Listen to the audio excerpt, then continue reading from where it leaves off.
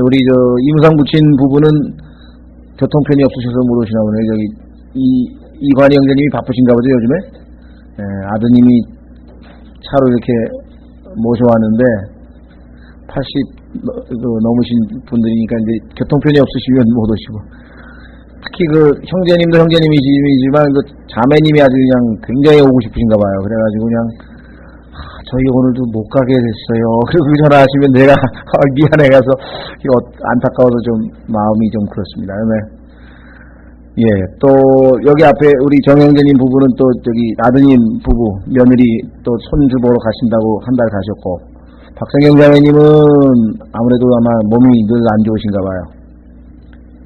못 나오실 때 보면 하여간 원인이 이 온몸에 뭐라 그러나요? 류마티스 때문에 너무 아프셔가지고 또 못 나오시고, 또 우리 최지숙 자매님 오늘 또 중국 갔다가 아마 몸살을 나셔가지고 후유증 때문에 몸살 나셔서 못 오시고, 그 다음에 또 못 오신 분들 계시나요? 하여간 규칙적으로 쭉 참석하시던 분들 중에서 오늘 좀 많이 빠지셨군요. 예. 예, 오늘은 또 한 가지 알려드릴 것은 우리 어디입니까?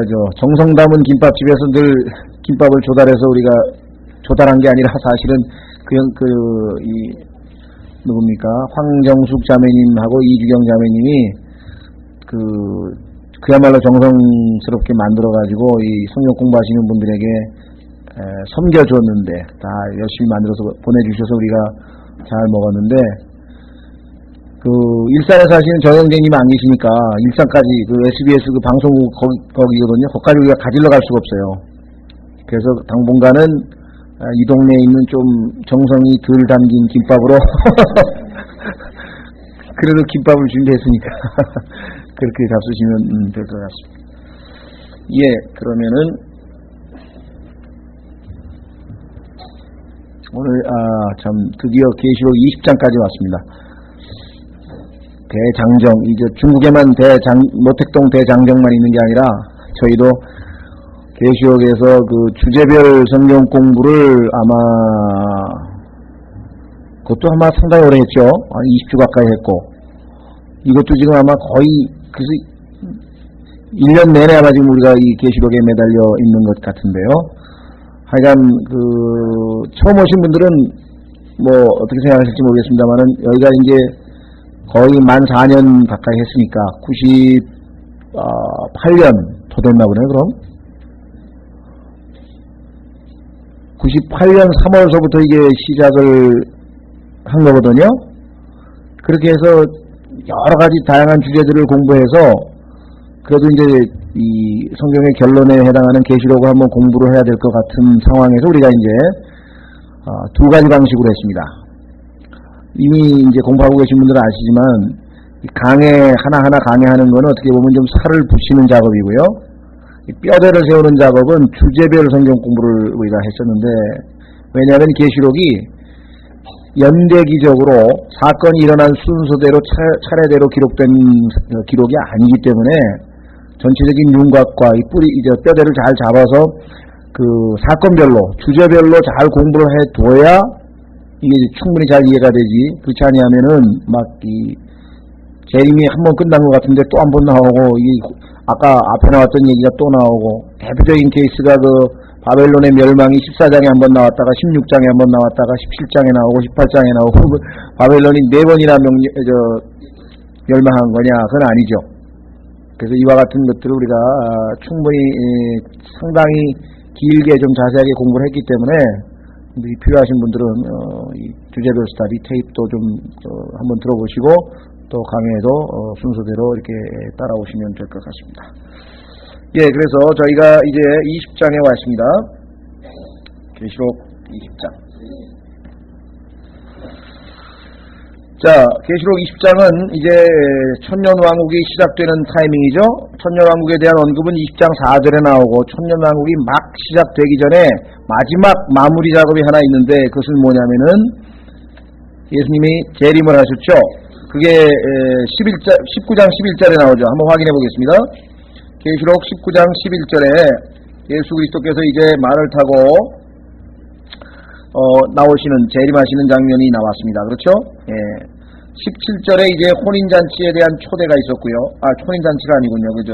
날짐승들, 그 수많은 시체들을 다 청소하기 위해서 날짐승들을 초대하신 장면이 나오고, 19절에 군대를 대적하여 전쟁을 해서 이제 적그리스도의 군대가 완전히 멸망하는 장면이 나오고, 그 다음에 지금 우리가 하는 20장 1절에 이제 천년왕국으로 들어가기 직전 마지막 마무리 작업입니다. 그죠? 시체도 다 청소가 됐고 이제 모든 게 다 정리됐는데 예수 그리스도께서 직접 통치하시기 직전에 해야 될 것이 무엇인가? 그것이 바로 사탄을 묶어서 천년 동안 가두는 일이 남아 있습니다. 그렇죠? 그 작업이 1절서부터 3절까지 끝나면 4절에 보시면 이제 그리스도께서 통치하시는, 성도들과 함께 통치하시는 장면이 나오죠. 그것이 20장 4절입니다. 그 다음에 이제 천년왕국을 건너뛰고요. 그렇죠? 천년왕국 동안에 이제 있었던 일을 건너뛰고, 그 다음에 여러분 잘 아시는 백보자 심판, 우리가 최후의 심판이라고 일반적으로 알려져 있는 그 심판이 있고, 그 다음에 이제 새하늘과 새 땅, 이렇게 해서 이제 그야말로 계시록 마지막, 그래서 또 우리가 결말을 지을 것 같습니다. 자, 그러면은 천년왕국이 시작되기 직전에 있게 될 그 20장 1절에 마귀를 묶는 작업부터 한번 살펴보도록 하겠습니다.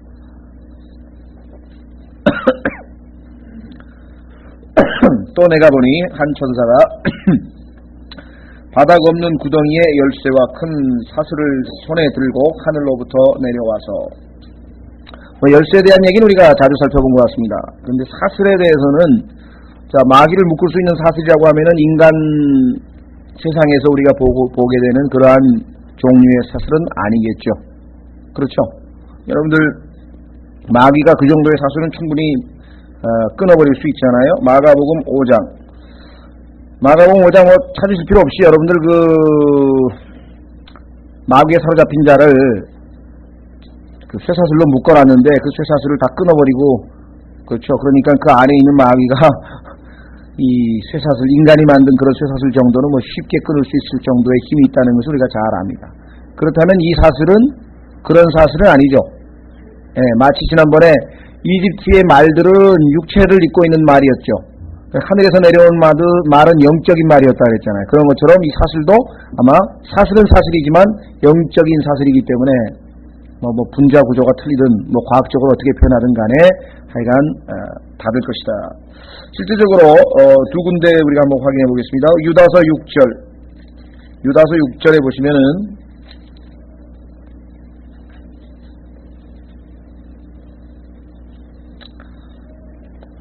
지금 계시록 언급한 것처럼 사슬로 묶었다는 표현이 나옵니다.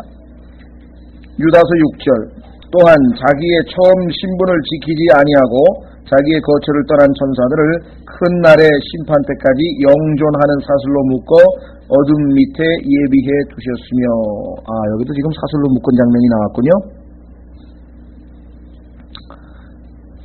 그러니까 바울도 이 감옥에서 이제 사슬에 묶인 적도 있습니다만 그와 같은 사슬은 물론 아니겠죠. 자, 베드로 후서에도 이와 같은 이 타락한 천사들을 사슬로 묶어 줬다는 표현이 나온 것을 잘 알 수 있습니다. 자, 그래서 우리는 사슬로 이제 손에 들고 하늘로부터 내려와서 20장 2절, 요롱을 붙잡이 드디어 잡혔네요. 요즘에 아마 가장 재미있는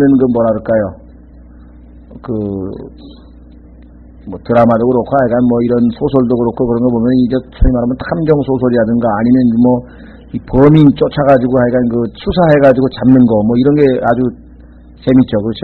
어떻게 하면은 잡는가. 근데 아마, 인류 역사상 아마 최대, 사건이 아닐까 싶어요. 그렇죠? 비하인드, 이 인간의 뒤에서 숨어가지고, 온갖 짓을 저질렀던, 그야말로, 범죄자 중에 범죄자인데요. 성경에서 얘기하는 그 범죄자 중에 범죄자인 자가 드디어 이제 잡히는 그런 아주 엄청난, 글쎄 아마 이때 이 묶이는 장면을 이제 목격하게 될 사람들도 여러분과 저도 이제 하늘에서 내려와서 땅에 이제 주님과 함께 통치하기 위해서 있을 것이고, 또 염소와 양들도 아직 지금 심판받기 전이니까요. 주님께서 이제 영광의 왕자에 앉으셔서 마태복음 25장에서 이제 심판하실 때 보면 하여간 아직 이 살아남은 무리들이 있을 터인데 아마 가장 역사적으로 봤을 때 센세이셔널한 어떤 그런 이 범인 체포 그런 모습이 아닐까 아마 이렇게 생각이 됩니다. 자, 그런데요, 여기 사탄, 그런데 보니까 그 용은 옛 뱀, 마귀, 사탄 이렇게 나와 있군요. 그렇죠? 용을 붙잡았는데 저 옛 뱀 곧 마귀요 사탄이라 그 천사가 그를 붙잡아 1000년 동안 결박하여 이렇게 나와 있습니다. 자, 여기에 보시면은요, 사탄 앞에는요, the 사탄이라고 하는 말이 안 붙어 있습니다. 영어로 보면. 우리말로는 구별이 안 가는데, 영어에는 정관사가 안 붙어 있어요. 사탄에만. 그 나머지 용 하면은 the dragon. 그 다음에, 또, 마귀에게도 the devil. 이렇게 돼 있죠? 그 다음에, 뭡니까? old, 옛뱀이라고 할 때도 that old serpent. 이렇게 지금 되어 있는데, 추정컨대 우리가 이 사탄은 루시퍼가 이제 이름이지만요. 사탄은 루시퍼의 또 다른 이름 같아요. 그러니까 정관사를 안 붙여요. 이름에다가 안 붙이죠. 지저스도 마찬가지예요. 예수님. 그러면 예수님이라고 하는 그 이름에는 다른 칭호가 많죠. 예를 들면 하나님의 어린 양, 그 다음에 그 다음에 구세주, 이렇게 해서 여러 칭호가 있듯이 사탄도 용이라고도 불렀다가 그 다음에 옛뱀이라고도 하고 그 다음에 마귀라고도 하고 이렇게 해서 여러 가지 칭호가 있는 것 같습니다. 이 사탄이라고 하는 자는 형제들을 고소하던 자, 고소자입니다. 고소. 그 다음에 그리스도와 그의 백성을 대적하는 자였죠. 그래서 고소자, 대적자의 역할을 했고요. 자, 용으로 묘사된 것은 여러분들 아시다시피 용에 대해서는 리워 야단이라고 해서 욥기 41장에 보면은 그의 그 무시무시한 함에 대해서 자세하게 묘사가 되어 있죠. 그러니까 잔인하고 아주 그 비열하고 그야말로 악한 자, 성경에서 악한 자의 아주 대명사. 옛 뱀은 여러분들 우리 창세기 3자에서 봤듯이 아주 속임수로, 그렇죠? 속임수로 결국은 인류를 파멸의 나락으로 떨어뜨렸던 장본인. 또 마귀라고 하는 그 이름 속에는 의미가 뭐냐면요, 유혹자란 뜻이거든요. 유혹자. 예수 그리스도를 유혹해서 광야로 데리고 가서 유혹했던 자. 그래서 우리가 이미 이 명칭들의 특징들에 대해서는 일반적으로 좀 다 대부분은 알고 있는 것입니다. 우리가 나중에 기회가 있으면은 저희가 조직 신학은 인간론, 그렇죠?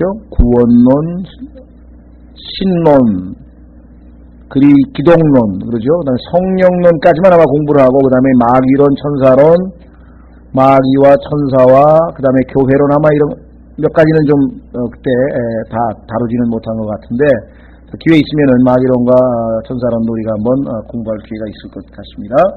자, 그래서 우리는 다시 20장 3절로 갑니다. 드디어 이제 결박이 됐죠. 자, 20장 2절에 결박했다라고 하는 표현을 봤을 때는 여러분들 마귀라고 하는 것은 단순한 영향력이 아니구나, 그걸 모르는 사람이 있는가 싶지만요, 아직도 마귀가 무슨 인격으로서의 실제 존재로서의 마귀가 아니라 그 마귀를 무슨 영향력, 힘 이렇게 오해하는 사람들이 있어요. 똑같이 성령님에 대해서도 그렇게 생각하시는 분들이 있죠. 성령님을 어떤 인격으로도 대하는 것이 아니라 그냥 그의 영향력이나 힘을 빌려서 우리가 이용할 수 있는 그러한 비인격적인 것처럼 오해하고 있는 사람들이 있어요. 그렇죠? 마찬가지로 이 마귀에 대해서도 어떤 그런 영향력이나 힘으로만 생각하고 인격적인 존재라고 하는 사실에 대해서 잘 모르고 있는 사람이 있는데, 오늘 본문에 보니까 실제적으로 묶었습니다. 실질적인 존재, 인격적인 존재라고 하는 것을 우리가 알 수가 있습니다. 자, 그래서요, 결국은 마귀가 완전히 이제 묶였네요. 자, 여기서 한 가지 우리가 이 결박이라고 하는 단어에 대해서 한번 좀 생각해 보려고 합니다. 왜 그렇습니까? 모르겠어요. 여기 성락교회도 그런 얘기를 많이 쓰는지 모르겠는데, 하여간 이 마귀를 묶어, 그죠? 결박한다고 하는 얘기를 은사주의자들이 굉장히 많이 쓰거든요. 그죠? 그래서 이 마귀를 묶어가지고 힘을 못 쓰게 하고, 그래서 결국은 뭐 축사를 하고 뭐 이제 이런 것들이 저희 은사주의자들 가운데 굉장히 많이 쓰이거든요. 그래서 묶는다는 얘기 아마 여러분들 많이 들어보셨을 거예요. 기도원이라든가 이런 데 가면은 이제, 많이 묶어요. 그냥 마귀를 꼼짝 못하게 이제 묶는다 그러는데, 사실은 못 묶었습니다. 그렇죠? 마귀를 묶는 거는 제 힘태만 가능하고, 그 이전에는 묶을 수가 없어요, 도저히. 자, 그러면은, 시간이 없으니까 성경을 다 찾을 수는 없고요. 실제적으로 교회 시대에 마귀가 묶여 있느냐, 뭐 묶을 수가 있느냐, 그렇지 않습니다. 마귀는 성경에 보니까 일단 여러 가지 일을 하는데, 그 중에서 이제 성경적으로 몇 가지 우리가 한번 점검을 해봐야 될 것 같아요. 마귀에게 이기기 위해서는, 그렇죠? 자, 첫 번째 성경에 보니까 교회 멤버, 다시 우리처럼 교회 죄송합니다. 지역교회의 회원인데 그 사람 안으로 들어가서 마귀가 그의 마음을 꽉 채웠어요. 충만케 해가지고 하나님께, 성령님께 거짓말을 시킨 사건이 사도행전 5장에 보면 그 유명한 아나니아와 사피라라고 하는 사람이 등장. 그렇죠. 지금 마귀는 잘못하면 여러분과 제 안도 꽉 채워가지고 성령 충만이 아니라 마귀 충만으로 만들어 볼 수도 있다는 사실을 여러분들이 기억을 하셔야만 되겠고요. 자, 그 다음에 복음 전파할 때 참 어렵죠? 곧 받아들일 것 같기도 하고, 이렇게 설명해도 저렇게 설명해도 충분히 알아들을 것 같은데 하여간 이게 안 통해요. 잘 안 될 때가 있어요.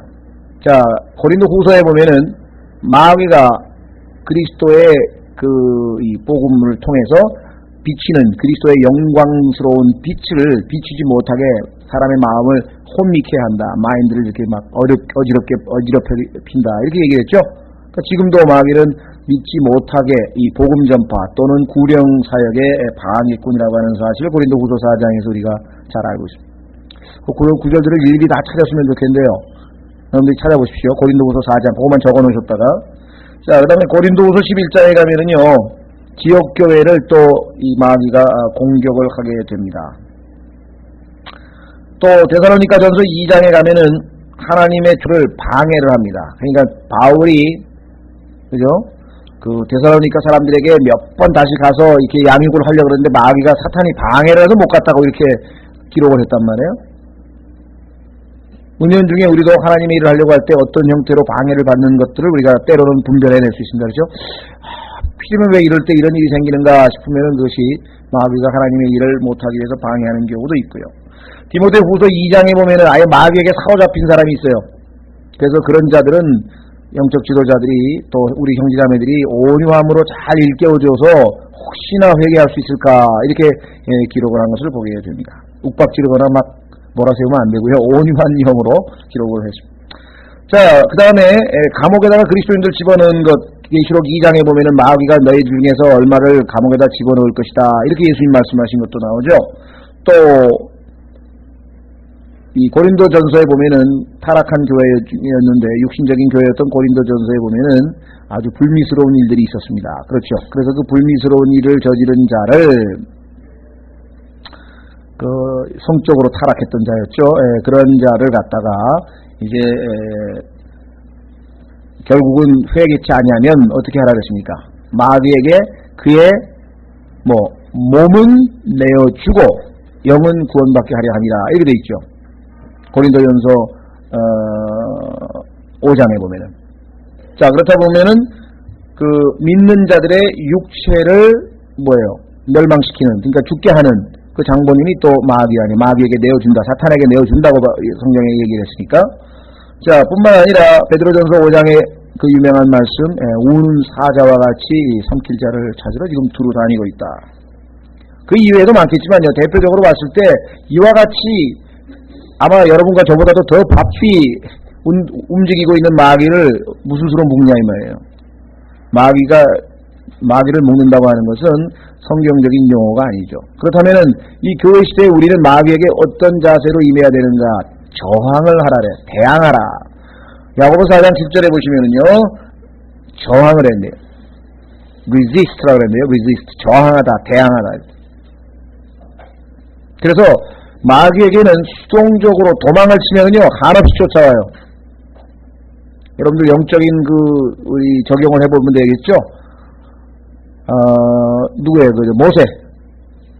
그렇죠? 예, 모세가 자기 막대기를 던졌더니 뱀이 됐는데 이집트 술사들도 와가지고 막대기를 던졌더니 뱀이 됐더라.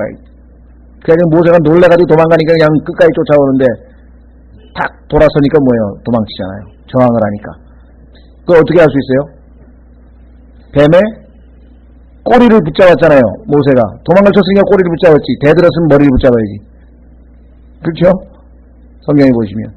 그래서 성경에서 마귀는 우리가 대적을 해야 된다. 성령의 검을 가지고 예수님께서 기록하였으되 하면서 하나님의 말씀을 쫙 빼들어가지고 했지요. 마귀하고 싸운다니까 또 사람들은 착각을 해가지고 무슨 권투라도 하고 진짜 치고받고 싸우는 것처럼 생각하는데 그러면 안 되고요. 그런 것은 성경에서 악한 싸움이라 그래요. 디모데 후서에 보면 바울은 자기의 인생을 정리하면서 내가 선한 싸움을 싸웠다. 마귀와 내 자신과 세상과의 싸움은 선한 싸움이에요. 다른 형제하고 싸우고 가족하고 싸우고 다른 이렇게 싸우는 것은 다 악한 싸움이래요. 마귀하고 싸우는 것은요 하나님께서 우리에게 명하신 선한 싸움입니다. 그 싸움을 하기 위해서는 우리에게는 영적인 무기가 필요하고 영적인 또 수비도 해야 되니까 필요한 갑옷도 필요하고 그래서 전신갑주 얘기가 그 유명한 에베소서 6장에 자세하게 설명이 되어 있죠. 자, 그래서 재림 때만 묶을 수가 있어요. 왜 묶을 수 있습니까? 여러분과 제가 마귀보다 셉니까? 못 묶는다, 우리는. 마귀하고는 아예 기가 질려서 싸움도 못한다고 욥기 41장에 써있어요. 읽어보면요, 마귀를 보고 너희들은 아마 기가 질려서 아마 도망칠 수밖에 없는 그 정도. 자, 그러면 예수 그리스도께서만이 마귀를 묶을 수 있다. 자, 이 구절 하나 찾아보겠습니다.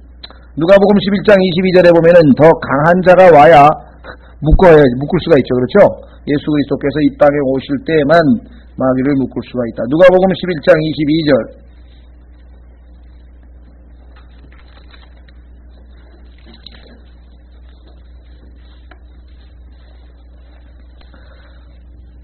누가복음 11장 22절에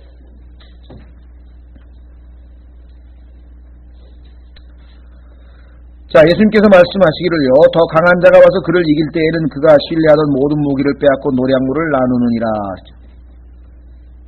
그러니까 마귀보다 더 강한 자이신 예수 그리스도께서 이 땅에 오셔서 마귀를 묶을 때까지는 마귀가 그렇게 쉽사리 묶이는 정도가 아니죠. 감히 하나님께 도전장을 낼 정도인데 마귀가 이렇게 여러분들 그냥 입만 벌려가지고 주 예수 이름으로 묶느라 이래가지고 그게 묶입니까? 자, 그래서 우리는 성경을 통해서 그런 용어가 성경적으로 잘못됐다라는 것을 좀 짚고 넘어가겠습니다. 자, 다시 우리는 계시록 20장으로 돌아옵니다. 자, 그래서 3절 바닥 없는 구덩이에 던져 넣어 가두고 그 위에 봉인을 하여 1000년이 차기까지는 더 이상 민족들을 속이지 못하게 하였는데 그랬죠? 그 뒤에는 그가 반드시 잠시 동안 풀려나리라. 그러니까 결국은 이제 던져진다고 하는 표현이 여기 나오죠? 그죠? 던져 넣어 가두고. 여러분들 어디서 이 던져 넣는다는 말을 어디서 아마 마귀가 던져진다는 표현이 곳곳에 나오는데 그 중에 가장 유명한 것 중에 하나가 바로 이사야서 14장에 있습니다. 하나님에게 도전장을 내서 저 높은 곳에 가서 지극히 높으신 분하고 비기려고 하다가 던져지는데 그게 언제냐? 바로 이때예요. 자, 한번 이사야서 14장을 한번 가봐야 되겠죠. 이사야서 14장.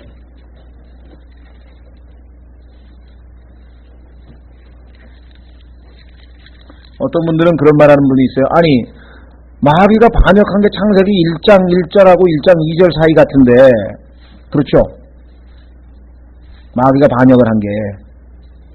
그래가지고 하나님께서 창세기 1장 2절에서 심판을 해가지고 지금 이 어둠이 덮이고 이렇게 된 사건으로 알고 있는데, 그러면은 지옥에 마지막으로 떨어지는 것은 지금 이 순간이면 얼마나 오랜 기간이겠어요. 그렇죠? 그래서 어떤 분들은 성경에 한 줄에 그렇게 그냥 건너뛰어서 그렇게 기록할 수 있는가? 성경에는 이런 내용들이 많이 있어요. 좀 이따 우리 보시면 아시지만요. 그 천년왕국도 그냥 한 줄로 써놓고 그 다음에 바로 마귀가 천년 지나가지고 풀리는 얘기로 바로 건너뛰잖아요. 또 초림과 재림도 그냥 한 문장 속에 그냥 건너뛰어서 중간에 교회 시대는 다 없는 경우도 많고. 그래서 하나님께서는 이 진리를, 위대한 진리를 기록하실 때에는 필요에 따라서, 그렇죠? 예. 그러니까 이사야서 14장을 볼 때에는 우리가 연대기적으로 순서적으로 뭐 요거하고 이렇게 일어난 사건이 아니라는 것을 우리가 염두에 좀 두시고. 자, 한번 확인해 보겠습니다. 12절. 어딥니까? 14장.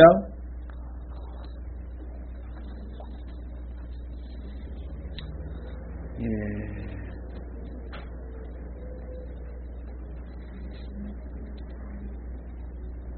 어딥니까? 12에서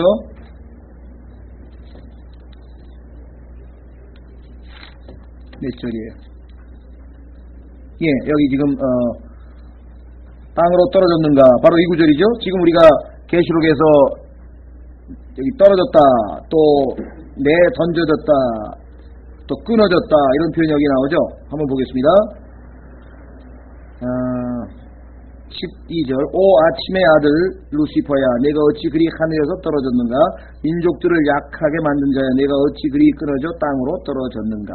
이는 내가 마음속으로 얘기를, 내가 하늘로 올라가 하나님의 별들 위로 내 왕자를 높이리라.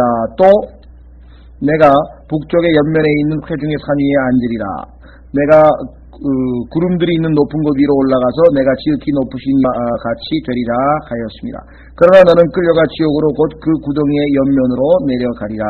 자, 여기 보시면은 우선요, 13절, 14절, 13절, 14절은 일단은 마귀가 하나님께 처음으로 반역하는 내용으로 지금 나와 있죠. 그렇죠? 또 마귀의 어떤 그 마음의 상태, 하나님께 대적하고자 하는 마음의 상태, 그 다음에 또 마귀의 그 의지, 내가 꼭 한번 I will 어떻게 하겠다. 우리 이사야서 14장은 아마 공부할수록 우리가 이 참 마귀의 특성에 대해 잘 알고, 또 우리가 어떻게 하면은 이 하나님 앞에 이 마귀의 특성을 따르지 않고 주님의 특성을 따를 것인가. 예수 그리스도께서 한 번도 나의 뜻이란 말 아니죠. 아버지의 뜻이었는데, 여기는 마귀는 항상 자기 뜻이에요. I will, 내가 하겠다, 내가 하겠다, 내가 하겠다. 그래서 계속해서 지금 나를 내세웠는데요. 나. I라고 하는 단어가 몇 번 나오는가 보세요. 얼마나 많이 나오는가. 그 다음에 will 하면 이게 뜻이거든요. 내 뜻을 펼치겠다. 이게. 내가 하겠다는 말은 뭐냐면 내 뜻을 펼치겠다. 예수님은 겟세마네 동산에서 마지막 순간마저도 항상 뭐예요? 내 뜻대로 아니고 아버지의 뜻대로. 요한복음에도 보면은 나는 내 뜻을 행하러 아니라 이 땅에 오게. 예수님의 뜻은 뭐예요? 영원토록 하나님과 하늘에서 영광 가운데 거시는 예수의 뜻이죠. 그렇죠? 그러나 아버지의 뜻이 있어서 내가 이 땅에 그렇게 인간의 몸을 입고 또 누추한 곳에 태어나서 그 모든 것을 아버지의 뜻을 이루려고 오신 것이니까. 그렇죠? 마찬가지입니다. 신앙생활도 뭐 우리가 구원받기 전에도 마찬가지입니다만은, 이 세상 사람들 보면 뭐 천상천하 유아독존이라 전부 뭐 내가 내 인생 내가 사는데 누가 뭐라 해요. 내 인생 내가 사는데. 거기서부터 틀렸어요. 내 인생이 아니라는 거죠. 우리의 생명 호흡서부터 시작해가지고 모든 게 다 하나님이 주신 거지, 하나님이 만드신 건데 어떻게 내 인생이 되냐 이거. 내 인생 내 맘대로. 그게 늘 말씀드린 마이웨이죠. 마이웨이. 프랑크 시나트라의 마이웨이. 내 인생 내 맘대로. 내가 내 길을 가겠다 했는데 뭐. 근데 글로 가면 지옥인데 어떻게 해. 그러니까 하나님께서 글로 가면 안 되고, 내가 곧 길이요 진리요 생명이, 새로운 길 예수 그리스도, 그 길을 통해 아버지께로 올 수 있는 그 길을 지금 열어주시려고 오신 건데. 그렇죠? 구원받고도 마찬가지예요. 구원을 받은 사람도 내가 하나님 좀 섬겨보겠다, 내가 뭐 어떻게 좀 해보겠다, 이게 전부 다 육신적인 행동에 대해서 나중에 다 불타서 그야말로 바벨론 불타는 거 바라보면서 탄식하는 그 왕들 모습 모양으로 우리도 나중에 내가 주님 섬겼다고 해온 모든 일들 다 타는 거 바라보면서 얼마나 억울하고 안타깝겠어요. 그렇죠? I will.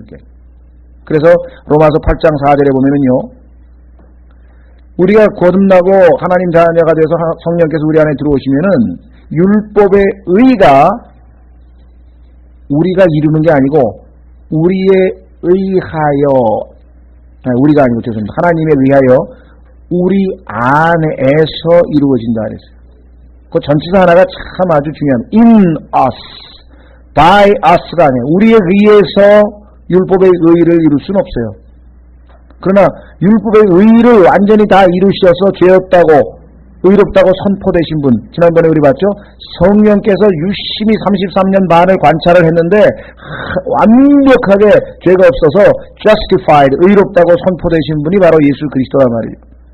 그러니까 그분에 의해서 우리 안에서 율법의 의가 이루어진다라고 로마서 8장 4절에 이야기를 한 겁니다. 그러니까 신앙생활은 바로 그것이에요.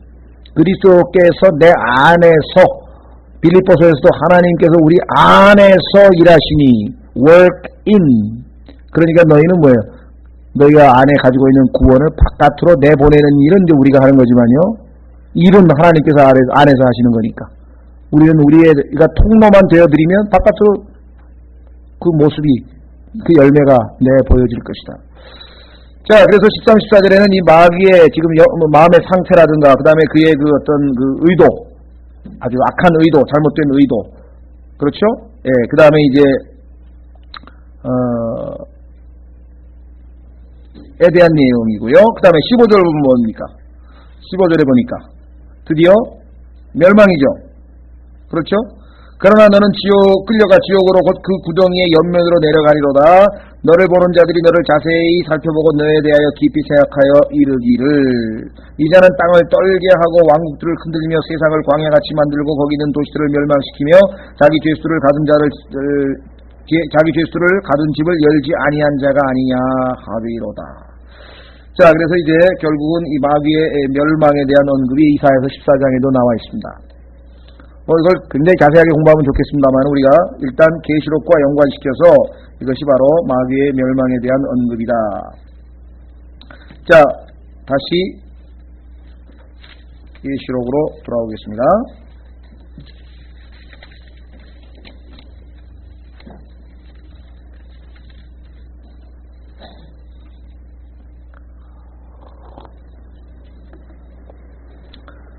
자, 계시록으로 다시 돌아오시면은요, 20장 3절, 바다 건넌 구덩이에 던져 가두고 그 위에 봉인을 하여 천년이 차기까지는 더 이상 민족들을 속이지 못하게 하였는데, 자, 여기서 우리 또 한 가지 배워야 될 중요한 교훈이 있네요.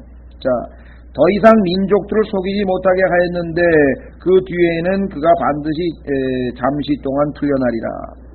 자, 그렇다면은 한마디로 하면 무슨 말입니까? 한마디로 하면은 천년왕국 때도 마귀가 만약에 있다면 어떻게 되겠습니까? 속죠. 그렇죠. 자, 여러분들 그 에덴에서 있을 때 아담과 이브는 아직 타락하기 전이어서 죄성이 있었습니까? 없었습니까? 예, 죄성이 없는 상태였다 이 말이죠. 그렇죠?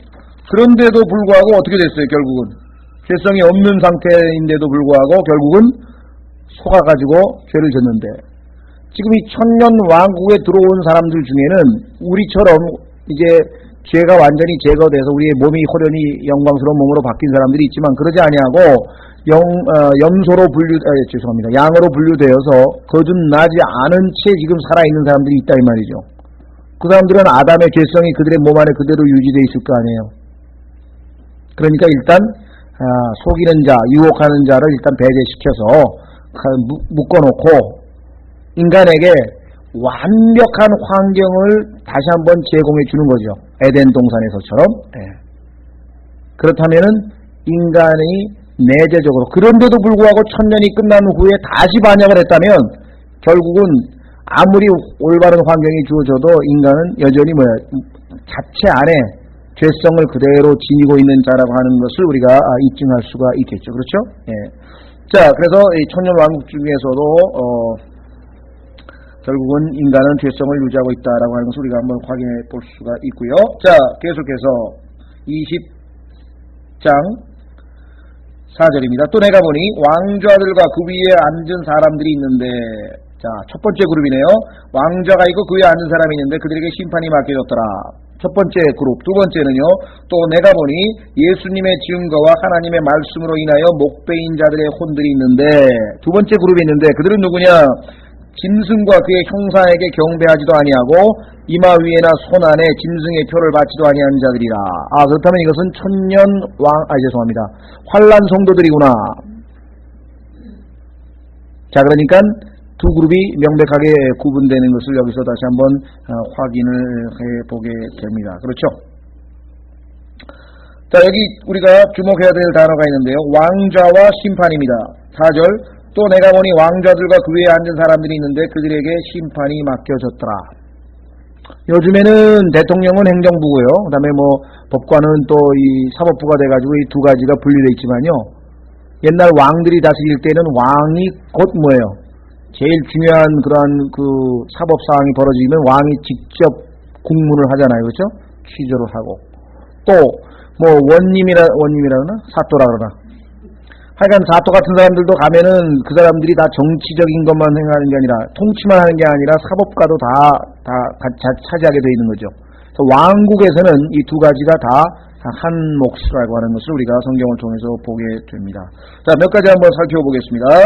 자, 마태복음 19장에 보시면 28절에 유대인들을 12지파를 다스리게 될 12제자들에 대해서 예수님께서 언급하시면서 심판에 대한 언급을 합니다. 왕 역할이 심판. 자, 한번 확인해 보겠습니다. 마태복음 19장 28절.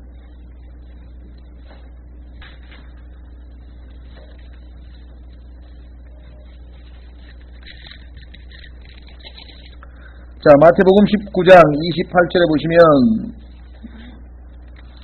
예수님께서 그들에게 이르시되 진실로 내가 너희에게 이르노니 만물을 새롭게 하는 때 곧 사람의 아들이 자기의 영광의 왕좌에 앉을 때 나를 따라온 너희도 12왕좌에 앉아 이스라엘 12지파를 심판하리라. 왕좌와 심판 항상 같이 붙어 다니죠? 예. 자, 우리 교회 성도들은 어떻습니까? 여러분과 제가 그리스도와 함께 왕노를 할 때 하는 일 중에 하나가 뭐겠습니까? 천사들을 심판하는 일이죠. 고린도전서 6장에 보면은 너희가 천사들을 나중에 심판할 자들인데 이렇게 말씀했잖아요. 그렇죠? 예. 자, 뿐만 아니라 구약에도 마찬가지입니다. 한번 확인해 보겠습니다. 사무엘하 8장 15절. 사무엘하 8장 15절에 보면은 다윗이 통치만 한 것이 아니라 당연히 재판도 했죠. 모세도 마찬가지입니다만은 여러분들 광야 생활에서. 자, 사무엘하 8장 15절. 사무엘하 8장 15절 보시면 다윗이 온 이스라엘을 통치하며 자기의 온 백성에게 공의와 정의를 행하더라. 자, 여기 보세요. 다윗이 온 이스라엘을 통치하며 왕이죠. 자기의 온 백성에게 공의와 정의를 행하더라. 그래서 이게 영어 성경이 필요하다는 얘기예요. 왜냐? 여기 지금 judgment라고 하는 단어가 나오는데요. 이 judgment를 갖다가 지금 여기서 번역을 공의라고 번역을 했어요. 근데 judgment and justice 이 말은요, 여러분들 사법부를 뭐라 그래요? justice department라고 하는데 오늘날 법을 집행하는 거예요. 우리가 우리말로 공의와 정의를 행하더라 그러면은 그냥 의로운 행동을 하고 죄는 안 짓고 아주 올바르게 아주 공평하게 행동했다 이런 정도로 잘못 들리게 되거든요. 그래서 사실은 이 콘코던스 작업을 더 정확하게 해서 재판을 하는 재판, judgment and justice라고 하는 말이요. 예. 그래서 우리가 이 하나님께서 이 영어 성경을 주셨다고 하는 것은 굉장히 감사한 일입니다. 왜냐하면 영어 성경은 이 소위 말하면 콘코던스 성경으로 찾아서 공부할 때 100% 정확하게 딱 떨어져요.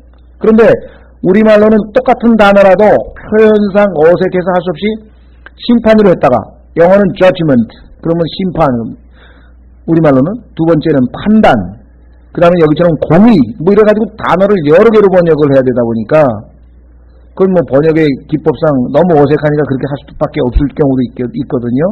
그래서 우리가 지금 여기서 초점은 그 번역을 좀 잘하지 그랬느냐 그게 아니고 번역 누가 해도 이런 문제가 다 생깁니다. 우리말 또 다른 나라 말은 심지어는 여기 지금 오늘 타사활 한 게 없지만 타사 그쪽 나라는요, 영이라고 하는 말이 없다 그랬죠? 영이라고 하는 말이 없대요.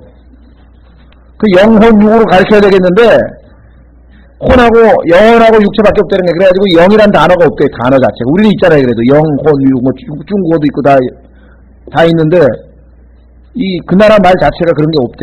그럼 어떡하겠어요? 그런 경우가 종종 발생한다 이 말이죠. 그래서 왜 영어라고 하는 그 언어가 하나님께서 성경을 인류에게 보존해 주실 때 택함을 받았는가, 아주 특별한 이유가 있어요. 영어만이 가지고 있는 장점, 그런 게 있거든요. 똑같은 단어 하나라도 영어는 말씀드린 것처럼 heart 그랬대요. 아까 우리 교제할 때도 말씀드렸습니다. 마음, 무릎 지킬 만한 것은 사람의 마음이니, 그죠? 마음을 지켜라. 이는 이에서, 즉 마음에서 인생의 모든 문제가 나옵니다. 아, 그렇구나. 맞는 말이에요. 그러나 무릎 지킬 만한 것은 사람의 심장이니 이는 이에서 생명의 흐름이 나오니라. 이렇게 번역도 되는 거예요. 왜? 심장에서 생명의 흐름이 나오잖아요. issues of life란 말은, 그러니까 life는 우리말로 뭐예요? 인생도 되고 생활도 되고 생명도 되는데, 그렇죠? 영어로는 하나로 돼버린단 말이에요. 그럼 얼마나 유연하냐고요. 우리는 매번 나올 때마다 가만히 있어, 이것을 생애 자랑이라고 번역해야지. 그렇지. 그래서 뭐 요한일서 2장에 가면은 이거는 인생의 자랑, 생애 자랑으로 번역을 했는데 생이라고 했다가, 또 예수님께서 얘기할 때는 뭐 내가 곧 길이요 진리요 인생이라? 아니지, 생명이지. 그래서 생명을 또 고쳐요. 라이프를 어떻게 할 거예요?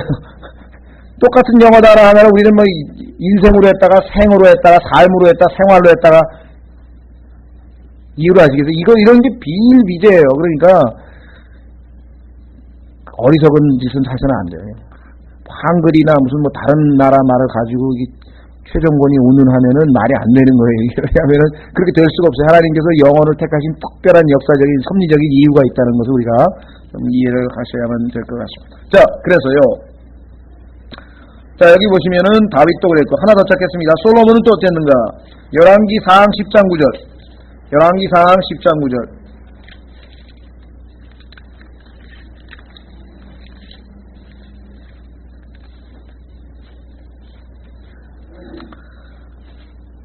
자, 열왕기상 10장 9절에 곧 당신의 하나님을 찬송할지로다. 그분께서 당신을 기뻐하사 이스라엘 왕자 위에 앉히시고, 그 유명한 스바 여왕의 고백이네요. 주께서 영원히 이스라엘을 사랑하셨으므로 당신을 세워 왕으로 삼고, 그 다음에 뭐라 했습니까? 공의와 정의를 행하게 하셨도다. 이게 재판했다는 얘기예요. Judgment and Justice도 나오잖아요. 재판을 하고 심판을 올바르게 하는 모든 판단, 그죠? 사법부의 기능을 언급하는 것입니다. 그렇죠? 예, 그래서 우리는 다시 넘어갑니다. 계시록. 자, 왕좌에 앉은 사람이 하는 일이 뭐냐? 심판하는 일이라고 말씀드렸습니다. 그 다음에 말씀드린 대로 교회 시대의 성도들이 바로 왕좌에 앉은 사람이 있는데 그들에게 심판이 맡겨졌더라. 한 그룹을 얘기했고요. 두 번째 그룹은 아까 말씀드린 것처럼 환난 성도들이라고 하는 것을 알 수 있죠. 그래서 예수님의 증거와 하나님의 말씀으로 인하여 목배인 자들의 혼들이 있는데, 여러분들 이게 무슨 소리입니까?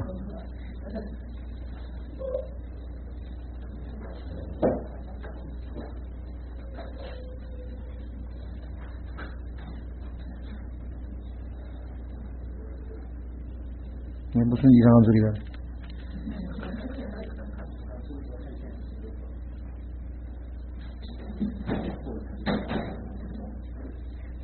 물이 다 떨어져서 그러나요?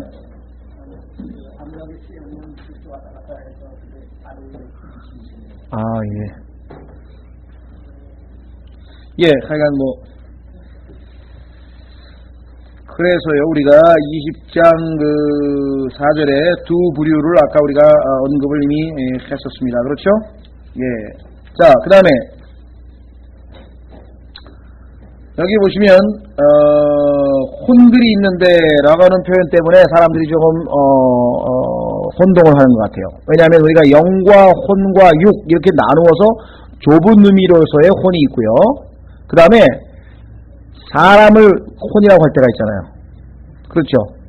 그러니까 여기서는 지금 그 육체를 안 입고 있고 그러면 이때 있는 이상하다. 우리가 분명히 부활하면 육체를 입는 걸로 알고 있는데 여기서 혼이라고 하는 것은 성경의 곳곳에서 육체를 입고 있는 상태에서의 사람을 혼이라고 하는 게 많이 있단 말이에요. 자, 예를 들면 어디에 있습니까? 사도행전 2장 41절에 보면은 3천 혼인가요? 하나님께서 구원하신 사람을 3천 혼이라고 그랬었죠? 또 사도행전 7장에도 보면은 14절에 혼이라고 하는 표현이 나옵니다. 무슨 혼입니까? 유명한 이집트로 내려간 누구? 야곱의 가족을 75혼이라 그러죠. 75혼. 그러니까 성경에서는 좁은 의미로 영과 혼과 육으로 나눌 때 쓰일 때가 있고 넓은 의미로 사람, 인간이란 의미를 대신해서 쓰일 때가 있고 그걸 조심하셔야죠. 바울도 사도행전 27장에 보면은 하나님께서 그에게 265혼을 다 맡겨주셨잖아요. 그래서 바울 때문에 그 사람들 다 살았잖아요. 그렇죠? 따라서 우리는 이 구절을 읽고서 어떤 분들은 이거 혹시 혼만 있고 몸은 없는 거 아닌가 이렇게 오해하시면 안 되고요. 자, 그래서 결국은 이 혼들은 죄송합니다. 계시록 6장 9절에 보면은 하나님 앞에 언제 원수 갚아줄 거냐고 기도하고 있는 혼들이 있었잖아요. 그렇죠? 그래서 결국은 그들의 기도 응답이 여기에서 이루어지는 겁니다. 기억나시죠? 확인해 보겠습니다. 계시록 6장 9절. 계시록 6장 9절. 그분께서 다섯째 봉인을 여신 뒤에 내가 보니 하나님의 말씀과 자기들이 붙잡은 증거로 인하여 죽임을 당한 자들의 혼들이 제단 아래에서 큰 음성으로 외쳐 이르되 오 거룩하고 진실하신 주여 땅에 거하는 자들을 심판하여 우리 피에 대한 원수를 갚아주지 아니하시기를 어느 때까지 하시려 하나이까 하니 그들에게 각각 흰 예복을 주시며 이르시되 아직 잠시 더 안식하되 그들의 동료 종들과 형제들도 그들처럼 죽임을 당할 그 수가 차이까지 하라 하시더라. 이렇게 해서 결국은 그 혼들의 기도 응답이 지금 이루어지는 상황입니다. 자, 다시 계시록 20장 5절입니다. 그 나머지 죽은 자들은 그 천년이 끝날 때까지 다시 살지 못하니 이것은 첫째 부활이라. 자, 그러면은 첫째 부활과 그러면 둘째 부활이 있다는 소리구나. 그럼 첫째 부활은 성경에서 생명의 부활이라고 요한복음 5장에 말씀하셨고 둘째 부활은 뭡니까? 형벌의 부활, 형벌의 부활 또는 뭐 정죄의 부활, 이게 damnation이라고 그랬는데 영어로는. 그러니까 부활 자체는 죽은 자가 몸을 입고 다시 살아나는 거지만, 그렇죠? 하나는 생명으로 영생을 얻는 쪽의 부활이냐, 아니면은 멸망으로 정죄받는 쪽의 부활이냐. 그래서 지금 첫째 부활이라고 하는 것은 성경에서 보통 우리가 영어로 하면은 전치사로 표현하면 됩니다. 죽은 자들로부터의 부활 이렇게 돼요. from이라 그래요. from. 다른 죽은 자들은 지금 다 그대로 있는데 그들로부터 부활을 했잖아요. 근데 죽은 자들의 부활에서 전치사가 of로 바뀌는 경우가 있어요. 그런 것은 뭐냐면은 나중에 이 둘째 부활에 대한 언급이죠. 그러니까 여기서도 우리가 단어 프람이라고 하는 단어하고 어브라고 하는 전치사 하나만 바뀌어도 천년간의 차이가 나는 걸 우리가 볼 수 있잖아요. 그러니까 하나님 말씀 함부로 한 나라도 손댈 수가 없다는 거예요. 예수님은 죽은 자들로부터의 부활이었고 예수 그리스도의 제자들이 핍박을 받은 이유는 바로 이 죽은 자들로부터의 부활을 전했기 때문에 핍박을 받았다고 사도행전에 써 있단 말이에요. 만약에 죽은 자들의 부활을 선포했으면 바울이 핍박을 받아야 될 이유가 아무것도 없어요. 왜? 여러분들 마르다도 다 알고 있었잖아요. 마지막 날에 다 누구든지 다 부활해가지고 착한 일 한 사람 천당 가고 악한 일 한 사람 지옥 가고 이런 식으로 다 머릿속으로 가지고 있었죠. 유대인들이. 바리새인들도 다 부활한다는 것은 부활에 대해서 의심한 적은 없었잖아요.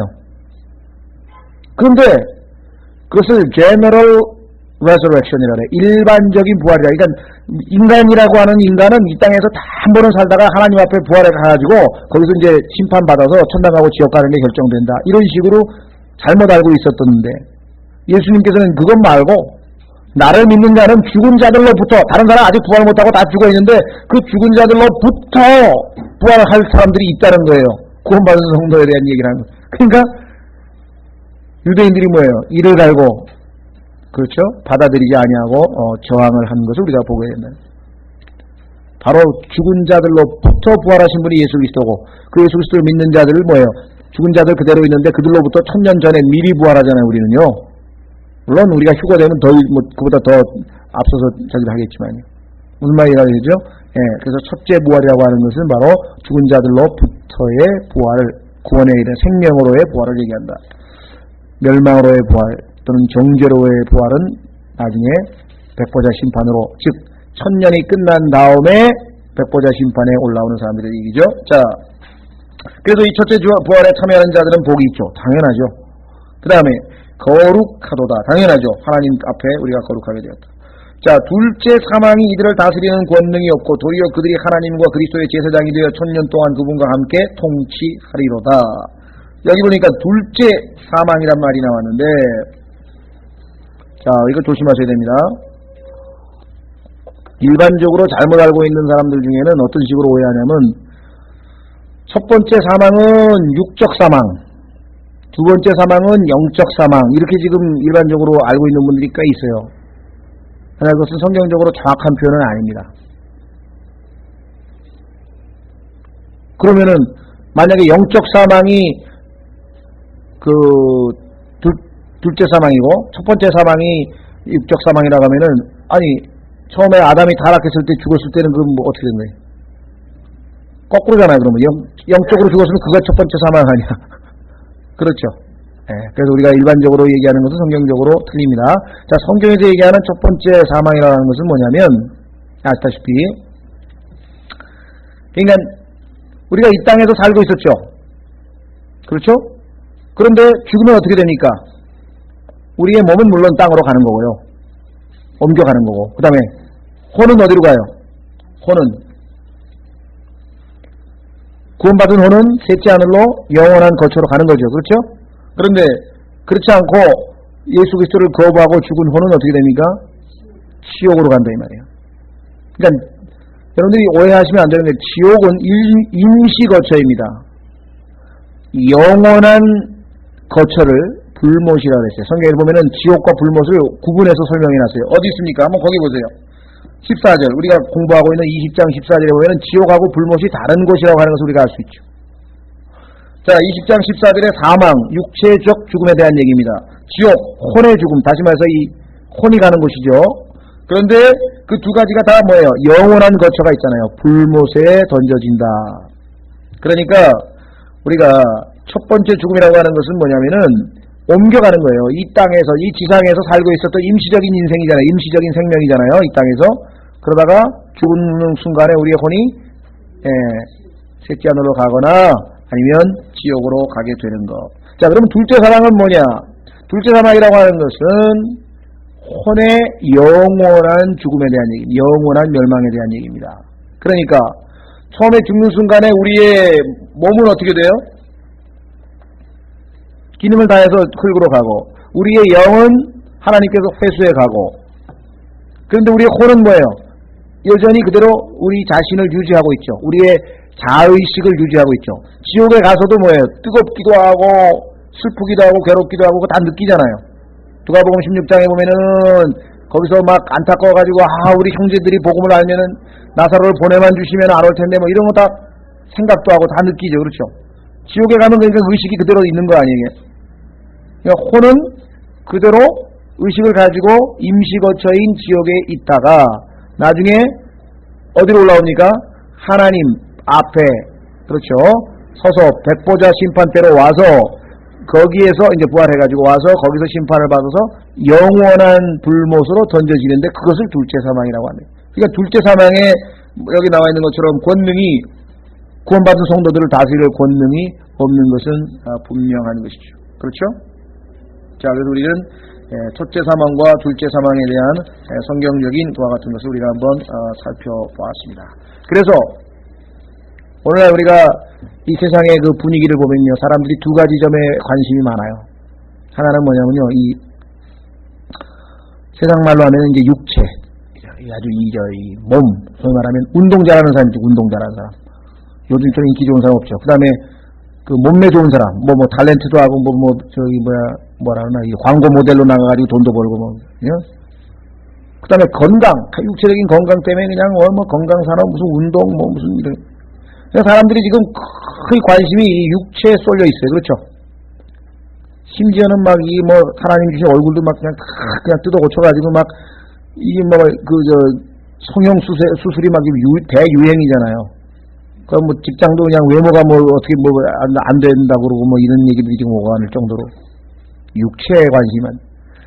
반면에 사람들이 종교, 이상한 종교 있죠. 무슨 요번에 뭐 라일리안 무브먼트인가 뭐 거기에서 무슨 뭐 우리 인간 무슨 클로닝 한다 그러죠. 뭐라나 복제하는 문제 뭐 그런 얘기도 나오고, 그 다음에 또 사람들이 요즘에 뭐 이렇게 직장 끝나고 뭐 너무너무 스트레스 쌓인다 해가지고 단선 호흡 단전 호흡이니 뭐 이런 데 가가지고 그러니까 영적 활동을 하는데 성령과 관련된 건 아니에요. 잘못된 영적인 것들에 굉장히 미혹돼 있어요, 오늘. 그렇죠? 근데 정작 하나님 앞에서 중요한 건 뭐예요? 혼이라는 말이에요. 온 천하를 다 얻어도 자기 혼을 잃어버리면, 그렇잖아요. 그 마귀가 사람들에게 수준이 낮은 사람은 완전 육체로 몰고 가는 거야, 그냥.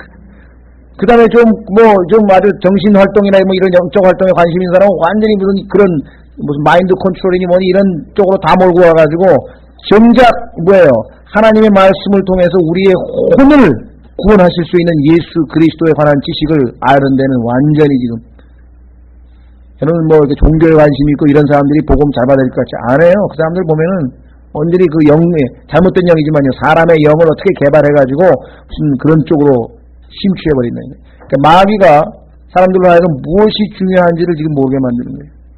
중요한 건 뭐예요? 나예요, 나가 누구예요, 나가. 내 혼이라 이게 내 혼, 나라 이 말. 이것이 영원한 지옥에 가느냐 안 가느냐는 무슨 돌을 닦고 그냥 마인드 컨트롤하고 무슨 이상한 영하고 접촉을 하고 이거하고 아무 상관없어요. 하나님의 말씀인 복음을 듣고 그 예수 그리스도를 인격적으로 구세주로 영접하는 그 일에 달려 있는데, 구원하실 수 있는, 혼을 구원하실 수 있는 예수 그리스도와 그분의 말씀을 접촉하지 못하게 완전히 몸과 영으로 이 세상의 관심을 다 몰아가버린 그 마귀의 아주 속임수가 극에 달아있는 상황이 바로 오늘날이 아닌가 생각합니다. 예, 그러면 좀 쉬었다가 조금 그 다음에 계속해서 우리 공부하도록 하겠습니다.